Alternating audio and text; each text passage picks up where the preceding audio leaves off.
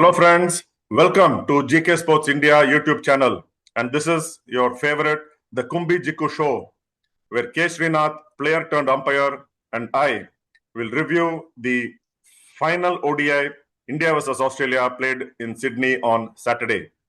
Welcome Sri, welcome to the Kumbi Jiku show. Third and final ODI, though the series was decided in Australia's favor, it seemed like the series was very much alive thanks to the two veterans in the Indian lineup. Thanks, Jiku. Absolutely. You know, what typically we call a dead rubber and a no game where nothing is at stake. But I think, more than proving a point to the world, I think the two true legends, living legends of Indian cricket, what they've achieved not only for themselves, for Team India. And they once again proved, age is just a number.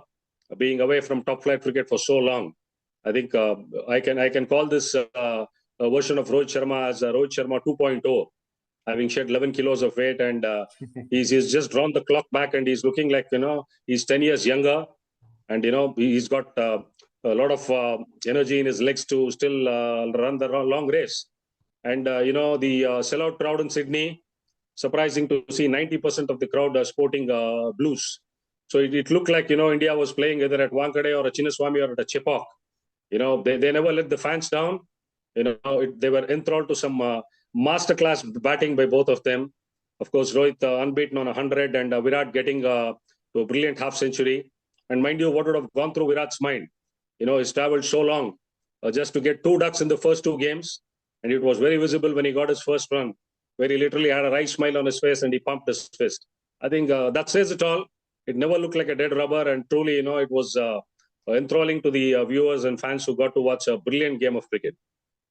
Not only were they entertaining, Sri, but there were also there were some lessons for youngsters to learn on how to build innings, and they were not anyway getting younger, but their hunger to score big, especially Rohit Sharma with the way he was batting.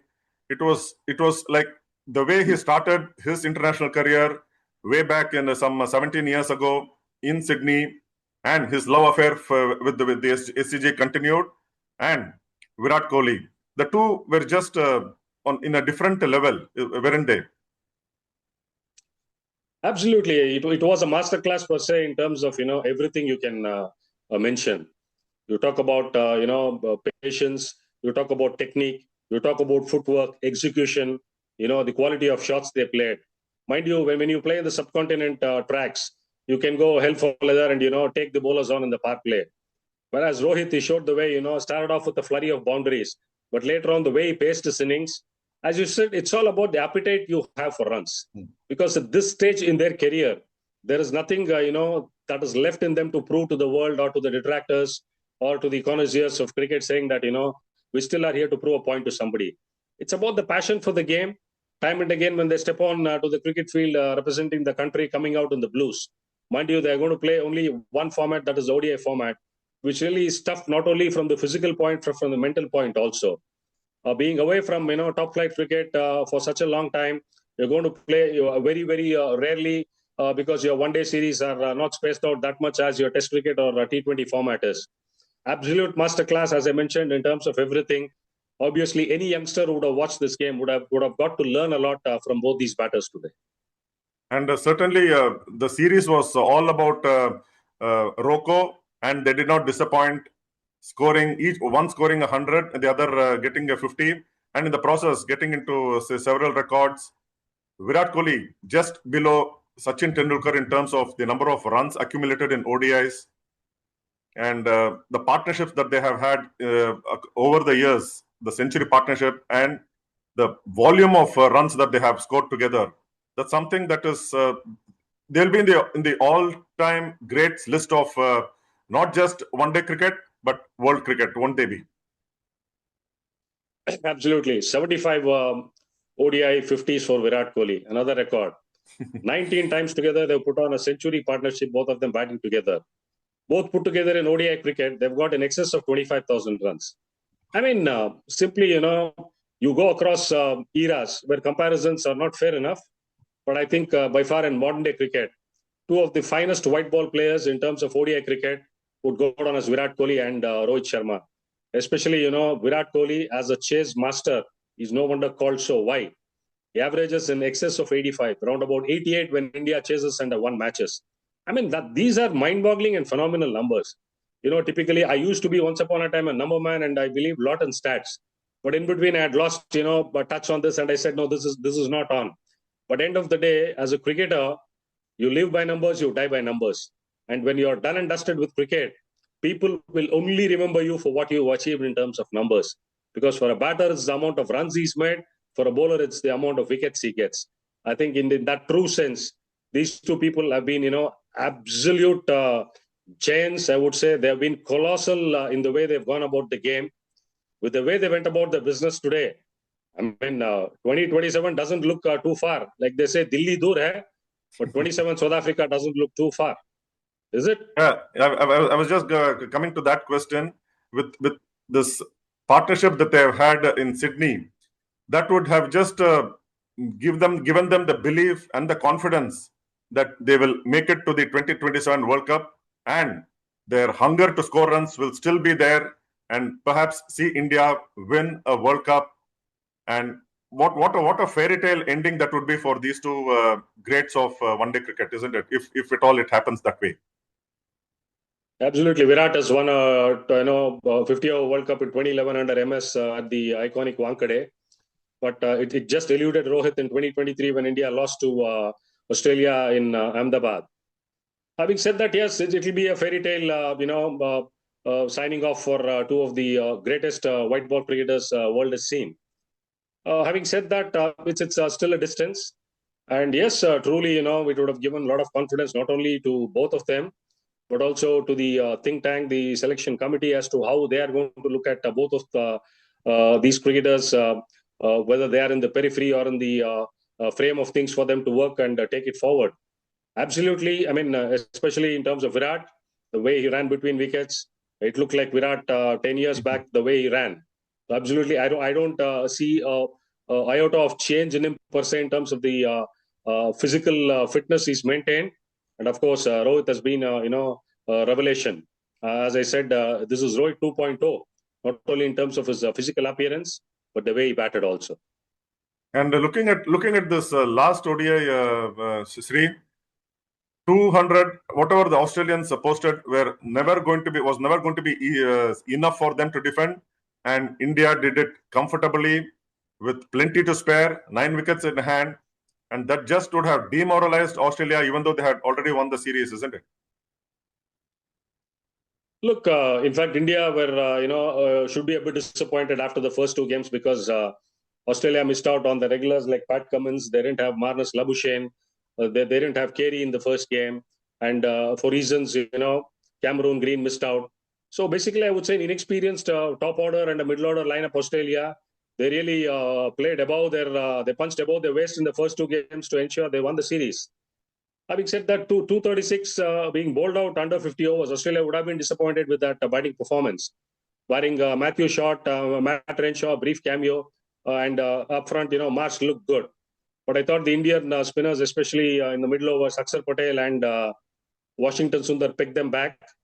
And also, it was happy to see Kuldeep Yadav get some game time, as we discussed about him getting a game on this tour, and Prasidh coming in doing his bit also. Yes, at no point in time, with the start India got, even Shubman Gill got off to a breezy start, got us 24 within no time, and the platform was laid, and Virat coming in and getting into his flow. I think past 15 overs, it looked a no game, and I thought Australia was just waiting for time and the game to roll over. And this being the first time that Shubman Gill is leading in ODIs, he has not got among runs in this 3 ODIs. Is there anything that is of a concern, or it's just that it just happens in the flow of ODI cricket? Well, if you dig back into the last 10 odd games Shubman Gill has played, he's not got a half century. So it is in terms of number, because mind you, this setup is going to look forward to building a side with a pool of about 20-25 players who would be used up in the next few ODI series when India has to play, and the selectors have to decide upon 15 from that pool of 20 or 25. And mind you, you've got a quality player like Jaiswal sitting outside, who's done no wrong in all 3 formats. So now Shubman Gill being elevated as captain, he becomes a player who's definitely going to be on the park by the way of being a captain. So if Rohit Sharma and Virat Kohli are going to be around at that point in time, then Shubman Gill has to up the ante and his game. Because just being a captain and being a part of a side is not going to serve any good. But early days as a captain, but certainly he has the sort of experience with Virat and Rohit around. If they are going to be around till the 27 World Cup, it certainly would be a boon for Shubman Gill. Yes, obviously, we need to see more of that aggression, and the template has to change when they play ODI cricket. Because in T20 cricket, the time is too short and you see people come and go blazing. Whereas in red ball cricket, you bide your time, you take up the challenges as and when the situation arises, and the formula is totally different there. But ODI cricket is totally a different, ball game. But yes, having said that, early days, maybe the next two ODI series when India plays South Africa at home and then later on New Zealand, will see how good the footing of Shubman Gill as a captain and as a batter will come through. I could see the joy when you mentioned Kuldeep Yadav got to play finally in this series.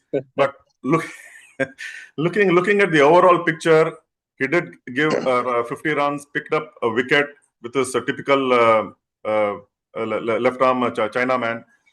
But looking at the larger picture, do you see him being a regular? Because the next two ODI series are going to be in India, and keeping the World Cup 2027 in mind, do you see the think tank give him more matches so he is a certain member of that World Cup squad 2027?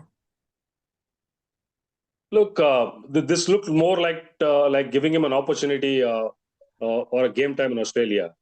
Well, as you mentioned, if he's in the periphery to make it to the World Cup squad when India plays in South Africa, he certainly has to get more game time. And mind you, the reason why I'm saying is Siraj is bowling very well with the new ball. Of course, fit Bumrah will be back. He certainly is going to be dangerous. But the problem with Siraj has been, he's not been that effective in the middle overs where he's been able to pick the runs back or pick up wickets. Now, the third seamer option, you obviously will have Harshit Rana, Prasidh Krishna, and Arshdeep Singh. Now, Harshit Rana looked very good in the 3 ODI games. He was picking wickets and he really looked good. But apart from that, when you play spinners especially, what are your wicket-taking options? Now, to me, both Axar as well as Washington Sundar have to, up the ante to be amongst wickets when they bowl in the middle overs. At best, they just can't be restrictive and get away. Because, mind you, the pressure of a World Cup is going to be totally different. And again, the conditions you are going to come across in South Africa is totally going to be different from what you look at the subcontinent. So, if India decides that they are going to have Kuldeep Yadav in the scheme of things, they better make him a permanent fixture and play him as many games as they get possibly to the run into the World Cup. I think India faltered and didn't show confidence when they did not blood him or play him in Perth and Adelaide, citing reasons about, the side boundary smaller in Adelaide. Now, if you don't play in bigger grounds in Australia, obviously in India where the ball is going to do something, the wickets are going to be slower, Kuldeep is going to be more than a handful. He will pick up those wickets. That's going to be a fallacy that he's going to create. And that cannot be a reason for him to be a part of the squad, travel to South Africa, and then not get to play there. Because India cannot have the luxury of having, both Axar as well as Washington in the scheme of things, along with Kuldeep Yadav. And the pitches in South Africa and Australia are quite similar in many ways, isn't it? With the bounce and even the grounds for that matter.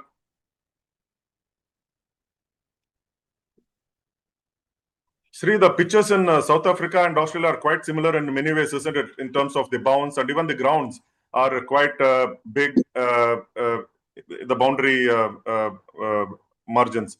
So it would have made sense, of course, had Kuldeep Yadav been in the playing 11 in both Perth and Adelaide. But then we don't want to see a case of somebody like Ambati Rayudu in the 2019 World Cup, where he was there for almost all the ODI matches leading up to it. And finally, the selectors went with Vijay Shankar and not Ambati Rayudu. So we don't want to see that kind of situation, do we? Yeah, certainly. I don't think a repeat would happen. And with whatever little bit that we've been seeing of this committee, I think their vision has been pretty clear, and they have taken the right. They've made the right choices most of the time, and they've taken some hard calls also. I agree totally with you. Conditions are going to be very similar to what it is in Australia, and yes, the picture is very large. Maybe they get to play another 6, 10, 12 ODIs, whatever, before the World Cup. India has to zero in on the pool of players to ensure they get in there, and that's a combination that they need to work well with. Having said that, I think the last game, quite a few positives for India overall in the series, I would say, especially so much of hype regarding the comeback of the Rocco, and yes, of course, Rohit Sharma lived up to his expectation, barring that single-digit score in Perth where he got out a brilliant ball from Hazelwood. He showed that always they say class is permanent and form is temporary, which Rohit proved to the world. And of course, the welcome return to form of Virat Kohli. And of course, in bits and pieces, we saw some patches of brilliance from Akshar Patel, and not many of them did get that much of game time to do with. But overall, I think India would be disappointed with the result of 2-1 because they didn't come up against a typically strong Australian side, whereas the Australians would be really elated, having 4 to 5 of the regulars not being a part of the playing 11, their focus being more on the Ashes coming up in November. But yes, overall, a treat to watch 3 games of cricket. And what is mouth-watering is from 29th onwards, the men in blue, the young brigade under Surya Kumar Yadav will tee off and 5 T20s against Australia coming up soon. Yeah, on that note, yes, looking forward to the T20 series, and hopefully India win that series and come back with some trophy and not empty-handed from Australia. Thank you very much. Thank you very much, Sri, for your insights as always. Wonderful listening to you, and see you soon. Take care.